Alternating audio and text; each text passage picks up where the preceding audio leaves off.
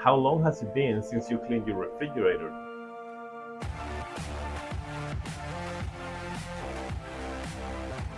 Hi, I'm Sergio Garcia, Realtor with the Garcia's Home Team, and November 15 is the National Clean Out Your Refrigerator Day. So now is the perfect time to do it, and here are 3 tips to help you get it done fast. Tip number 1, check the use-by dates on those items in the back of the fridge and tell us everything that is expired. Tip number 2, remove shelves and drawers for cleaning.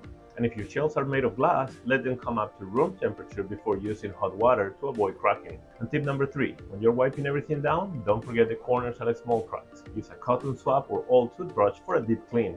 Now, do you have any tips you can share? Put them in the comments below and let's make it easier for everybody to celebrate this day. As always, the Garcia's Home Team helping you with your real estate needs. Have a great day.